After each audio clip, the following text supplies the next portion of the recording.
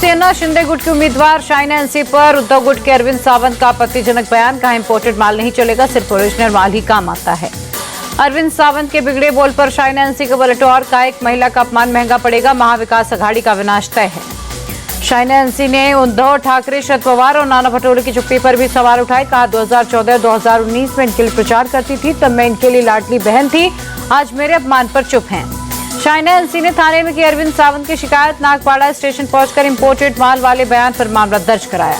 Nagpada police station के बाहर शिंदे गुट की महिला कार्यकर्ताओं की नारेबाजी। शाइना एनसी पर अरविंद सावंत की अमर्यादित टिप्पणी पर माफी की मांग की। बयान पर बवाल के बाद अरविंद सावंत की सफाई। बोले, मैंने किसी महिला का नाम नहीं लिया, मेरी कही पूरी बात नहीं दिखाई गई। कांग्रेस अध्यक्ष खड़गे ने चुनावी वादों को लेकर महाराष्ट्र कांग्रेस को दी नसीहत। बोले, चुनावी गारंटी की घोषणा बजट के आधार पर हो, नहीं तो सरकार का दिवालियापन हो जाएगा। मुफ्त वादों को लेकर कर्नाटक की अपनी ही सरकार पर भड़के खड़गे। Deputy CM DK Shivakumar से कहा, उतनी गारंटी का वादा करें जितना दे सकें। खड़गे के बयान पर बोले बीजेपी सांसद रविशंकर प्रसाद, उन्होंने बहुत महत्वपूर्ण चीजों को स्वीकारा। क्या ये पाठ उन्होंने राहुल गांधी को पढ़ाया? रविशंकर प्रसाद बोले, कांग्रेस घोषणा करके जनता को मूर्ख बनाती है, वो घोषणा को लागू नहीं करते, लेकिन बीजेपी की सरकार वादों को पूरा करती है। इंडिया टीवी से बातचीत में बोली एनसीपी शरद गुट की नेता सुप्रिया सुले, महाराष्ट्र में महाअघाड़ी ताकतवर। 2.5 साल की सरकार में महाविकास अघाड़ी ने शानदार काम किया। अजित पवार को लेकर सुप्रिया ने कहा, अजित पवार पर पीएम अमित शाह और फडणवीस के लगाए आरोप कितने सही, उनके खिलाफ जांच ऑर्डर का क्या हुआ? सुप्रिया सुले बोली, बारामती के लिए मैंने और अजित पवार दोनों ने काम किया। मेरी लड़ाई पारिवारिक नहीं, विचारधारा की। दिवाली के बाद बारामती में सुबह सुबह चुनाव प्रचार में जुटे डिप्टी सीएम अजित पवार। मलाड गांव के ग्रामीणों से की मुलाकात, अपने पक्ष में मांगे वोट। महाराष्ट्र विधानसभा चुनाव पर बोले अशोक गहलोत, महाराष्ट्र में कांग्रेस के पक्ष में माहौल, महाविकास अघाड़ी की सरकार बनना तय।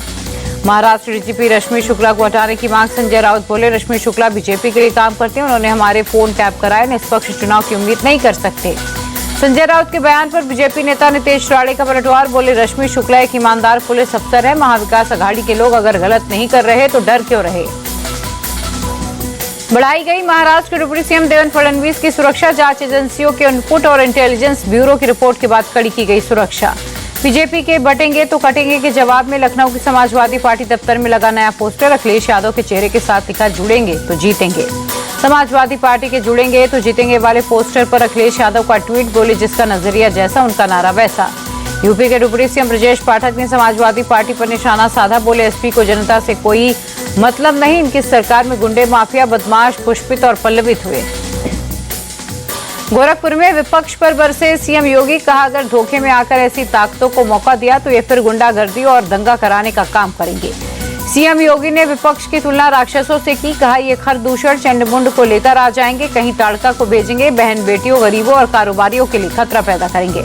4 नवंबर को झारखंड में पीएम मोदी की 2 रैलियां। गढ़वा में प्रोग्राम की तैयारियों का हिमंता बिस्वा शर्मा ने लिया जायजा।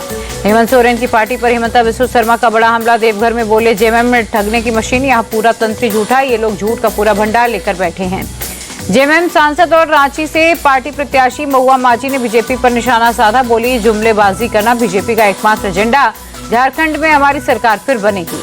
दिल्ली के मुख्यमंत्री आतिशी ने मानी एलजी की अपील। 7 नवंबर को छठ पर दिल्ली में सार्वजनिक छुट्टी रखने का ऐलान।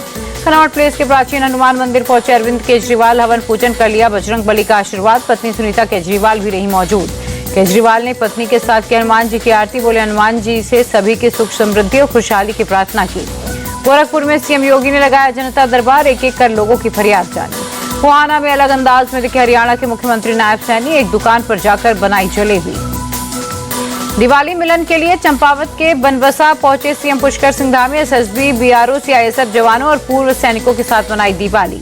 यूसीसी पर बोले जनसुराज प्रमुख प्रशांत किशोर। यूसीसी बड़ा मुद्दा, कानून से प्रभावित होने वालों को विश्वास में लिए बगैर कोई भी कानून लागू नहीं हो सकता। कर्नाटक बीजेपी विधायक बसन गौड़ा पाटिल ने पीएम मोदी को लिखी चिट्ठी। वक्फ संपत्तियों के राष्ट्रीयकरण की मांग की।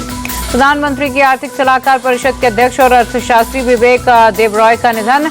69 साल की उम्र में ली आखिरी सांस। पीएम मोदी ने ट्वीट कर जताया दुख।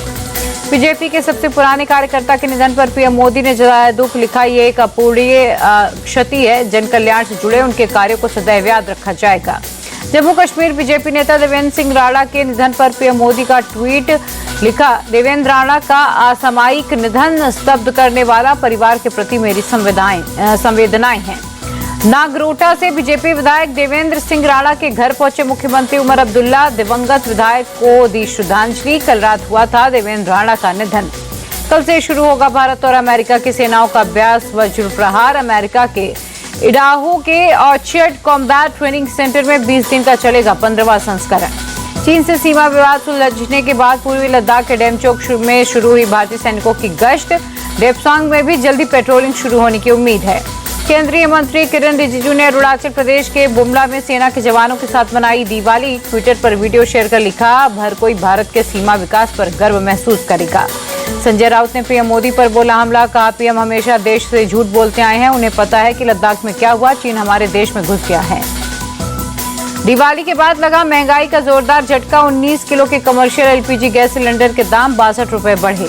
दिल्ली में 19 किलो के एलपीजी सिलेंडर का दाम 1802 रुपए हुआ। 5 किलो के एफटीएल सिलेंडर पर भी 15 रुपए बढ़े। त्योहारी सीजन के चलते अक्टूबर में 9% बढ़ा जीएसटी कलेक्शन में 1.87 लाख करोड़ रुपए से ज्यादा की कमाई। आईपीएल 2025 के लिए रिटेन खिलाड़ियों की लिस्ट जारी। आरसीबी ने 21 करोड़ में विराट कोहली को रिटेन किया। 23 करोड़ के साथ रिटेन किए खिलाड़ियों में सबसे महंगे रहे हेनरिक क्लासन। केकेआर ने Sunil Narine, Rinku Singh, Varun Chakravarthy, Harshit Rana, Andre Russell, Ramandeep Singh को रिटेन किया। सनराइजर्स हैदराबाद ने Heinrich Klaasen, Pat Cummins, David Head, Abhishek Sharma, Nitish Reddy को रिटेन किया। राजस्थान ने संजू सैमसन, जायसवाल, रियान पराग, ध्रुव जुरेल, हेटमायर, संदीप शर्मा को रिटेन किया। जीटी ने राशिद खान, शुभमन गिल, राहुल तेवतिया, शाहरुख खान को रिटेन किया। एलएसजी ने निकोलस पुरन, रवि बिश्नोई, मयंक यादव, आयुष बडोनी को रिटेन किया। पंजाब किंग्स ने सिर्फ 2 खिलाड़ियों को रिटेन किया। प्रभसिमरन सिंह और शशांक सिंह का नाम लिस्ट में शामिल है।